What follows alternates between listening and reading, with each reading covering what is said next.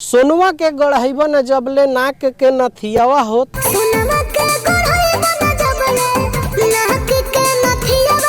तकियावा लेके सूते पड़ी। भोजपुरी के एक सिंगर हैं अंकुश राजा और शिल्पी राज का एक गाना रिलीज हुआ है जिस गाने का टाइटल है तकियावा।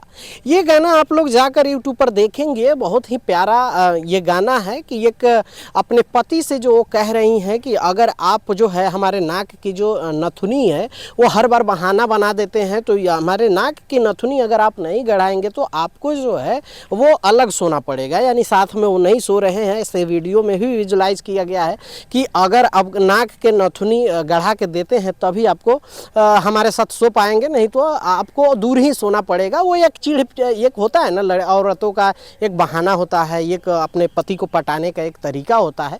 वो पूरा तरीका एक देसी अंदाज में दिखाया गया है कि इस तरह से जो पत्नी है वो डिमांड करती हैं, और जो पत्नी की मेन जो फोकस होता है वो कोई भी चीज़ अगर मांग करती हैं तो इसी तरह से करती हैं। बात तो सही है। ये गाना जो है आप लोग जाके देखेंगे, बॉस रामपुरी ने इस गाने को लिखा है और इस गाने का जो म्यूजिक है वो विकी वॉक्स ने दिया है।